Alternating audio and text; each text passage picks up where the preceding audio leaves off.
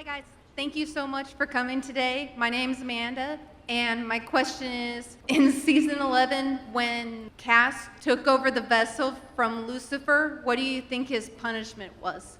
Cass's punishment? What was his punishment? I mean, I think we saw that play out. His punishment was partly that he was inhabited by Lucifer, which is in and of itself a punishment. I think that Cass made that choice because he kind of felt like he had failed, he had let everyone down, and he was really down on himself at that point. So it was a kind of a kamikaze move where it was a bit of self-sacrifice and a bit of self-loathing peppered in there that I think compelled him to make that choice. But in, I think, this particular instance, the punishment was the act itself. Like, that was the punishment. And also, Sam and Dean now regularly whip him with towels. On and offset. That's right. Sounds like a win to me. All right, next question. Over here. Hi. So I've been a big fan since I saw the promo in 2005, so this is amazing. Thanks, guys. How old were you in 2005? Ooh, I just started high school, so Okay, I was 13? like, you look very young. I was like, wait a second, she was watching when she was like 5 years old. I'm 23. Okay, awesome. So my question is open to everyone, and I was just wondering if, since starting the show, I'm wondering on your take on the supernatural personally, and since you've started the show, if you've, for example, been camping and thought, oh wow, is that a Wendigo or something? I'll say something funny. I haven't seen a Wendigo yet, but Jensen and I, so we both live in Austin with our families. We walked into it was like a restaurant or a bar or something, and somebody sitting there looked at us and goes, damn, are you here to like kill ghosts or something? Like they seemed genuinely concerned. They were like, man, the Winchesters are here. There's a demon in the back, yeah. We're like holding EMF detectors. We're like, we got it, don't worry, you're safe. Every now and again, I don't think anything happened to me legit, but every now and again, if the lights flicker or if it gets cold, I'm like, don't worry, guys, I got it. Kind of happens every now and again. Yeah, I kind of figured that even though it's kind of like I'm not a doctor, but I play one on TV, and I feel like the paranormal and the supernatural would probably be smart enough to steer clear of two guys who have spent over a decade portraying hunters. They may have picked up a trick or two, and I feel like they're probably going to steer clear of us.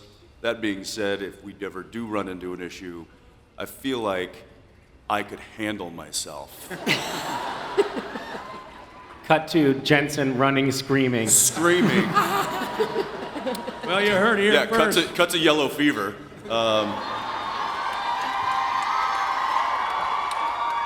You heard It's just a cat, Jensen. It's just a cat.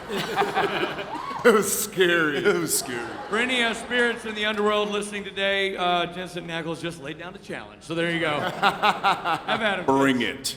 I am Fat Castiel, the angel of Doritos. Hi, my name's Colin. I'm all the way from Texas. We do need to introduce that character. That's Andrew, are you taking notes? No, I think The angel of Doritos. winner. So I have a question, and if I'm able to ask it, if not, I have a backup question. But in honor of season 12, I actually had a very special question for my girlfriend. Yes. Are you guys sure? Yeah.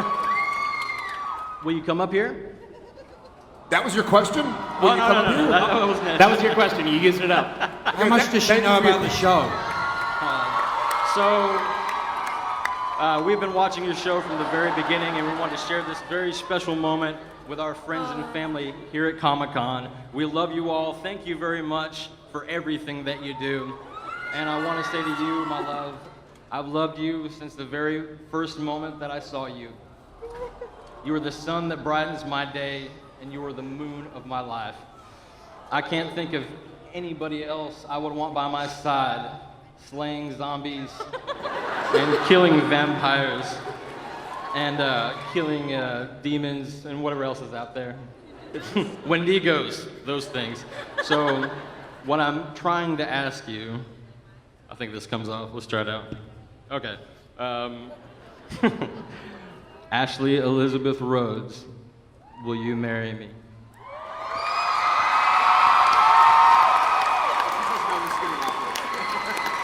He said yes. He said yes.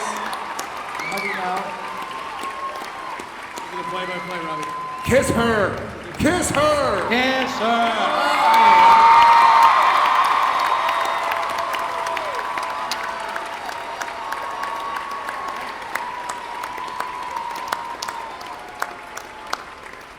There are very. All right, get a room, get a room, So what- get a room. Thank you, guys. What was the backup question? Congratulations. I want to know what the backup question was. So the backup Somebody question get was, that man a bag of Doritos. Thank So, God she said yes. That was a nail biter.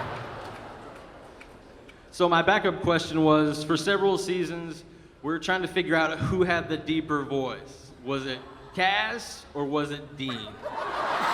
So I want to know once and for all, who's Unfortunately, I think Mark Sheppard takes the cake on that. He had his vocal cords surgically altered. In all fairness, Mark Sheppard also talks about 20 hours a day, so I think it's very worn down. So it's just very low. It's definitely worn down. Love, love. Can we get a voice off? Congrats, guys. Congratulations. Yep, Misha and I are both seeking medical attention for just trying to keep up with Mark. To keep the throats down here. I haven't done my vocal warm-ups, but I'll do my best as a line that you guys know. I'm the one who gripped you tight and raised you from perdition. Uncanny. It's funny, Gets me every time.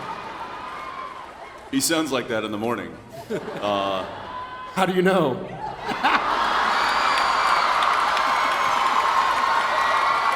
Question. Mic drop. 5-foot mic drop. That's some good stuff. That was the backup question. I still can't work out why that was the backup question. It's like, if she says no, I want to know who had the deeper voice. I mean, how does that go together? Why, were you going to pick one of the two of them and ask them instead? However, it would have been funny if he was like, I'd like to ask my girlfriend a question, and he raises the box. We're like, oh, no, don't do that. Because then he'd be like, oh, I was just kidding. I don't. Press just the box. Congrats, guys. Thanks for the question. Yeah.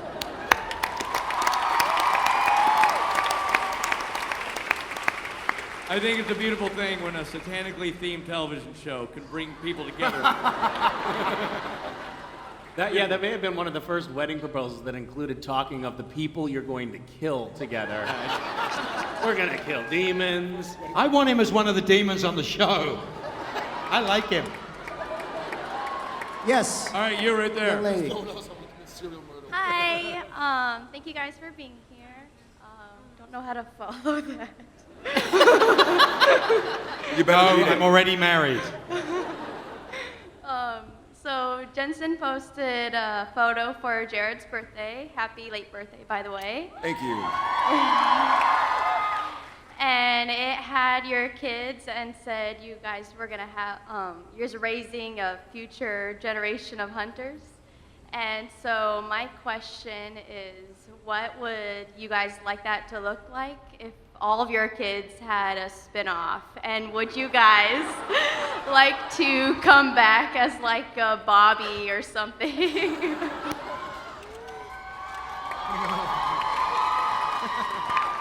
It's a lot of kids. We're gonna milk this thing for generations. Season 23. Yeah. That would make a good prequel. Your children, like you Prequel? guys. Yeah, prequel. They're already kind of a gang as it is. As some of you know, Jared has 2 sons. I have a daughter. And the other day, my daughter, we were talking about his 2 boys. And I was like, oh, are they your friends? And she goes, no, they're my boys. She's just turned 3. And so we might not have a choice in the matter. They might just be doing whatever they're going to do, and I assume that they're going to want to stay in the family business. Well said. Yeah, I agree with that. Yes, sir. Thanks, darling. Hi, Moose. It's Sasquatch, your taller friend. I know, I recognize. Yeah, you're hard to miss. Security.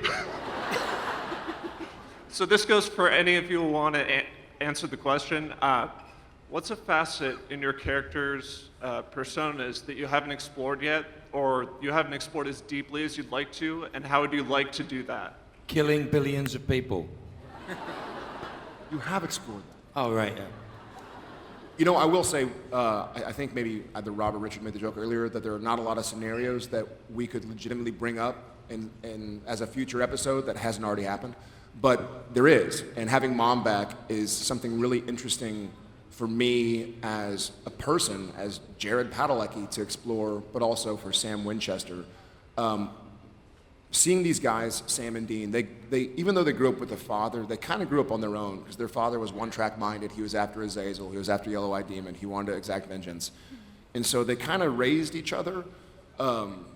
Dean raised Sam more than the opposite, being the older brother, but they never really had a proper family dynamic as far as them being sons. We've seen these guys as heroes, we've seen them sacrificing for each other, for people they don't know. We've seen them out on their own, lone wolves, rogues. But we haven't really seen them in this position where, because even when we saw Sam, just to talk about my own journey, even when we saw him with his father, he had a very contentious relationship. It was more like, it wasn't like, oh, Dad, like, I love you. It was like, Dad, like, I want to, like, how dare you, you know? Looking back at my childhood, like, you put a 45 under my pillow. Like, that's messed up. So seeing his mother, somebody he loves and looks up to, and getting to be a boy again is going to be really interesting, and I'm glad we get to explore that. No. Ruth and Sam, we haven't heard from you in a little bit. What about you? Any facets to your character that we haven't seen? Ruth? I'd like to explore the toy boy facet. Toy boy? Toy boy facet of Rowena's personality. Maybe It's boy toy in America. boy toy.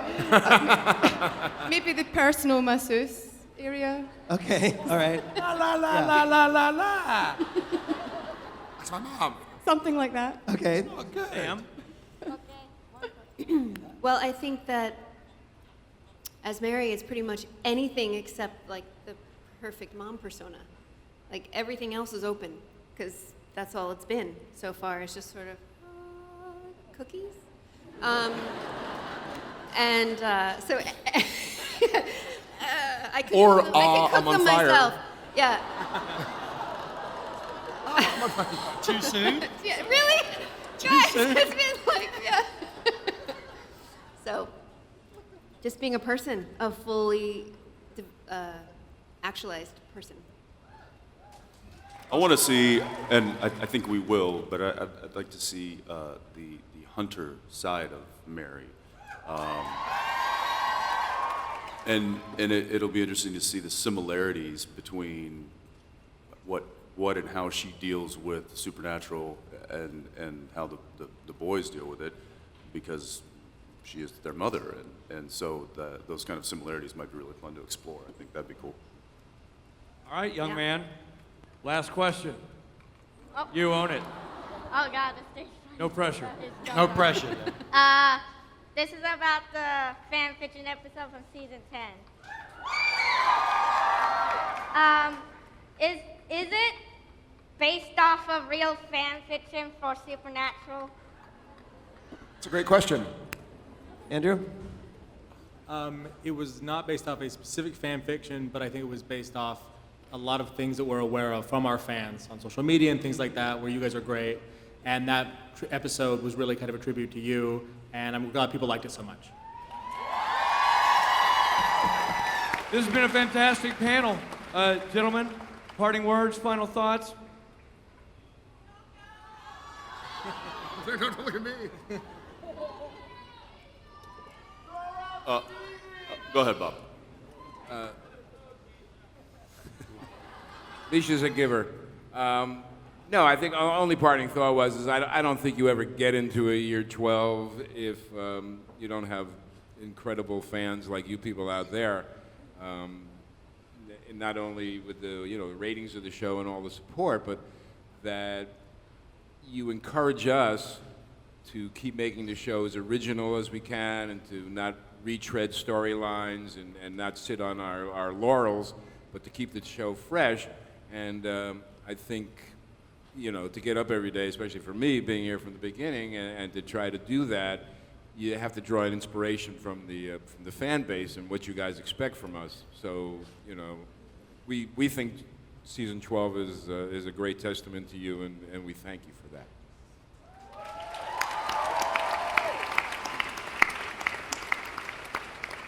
Well said. Well said. Thank you. Ladies and gentlemen, Supernatural Season 12, your Comic-Con panel, right there.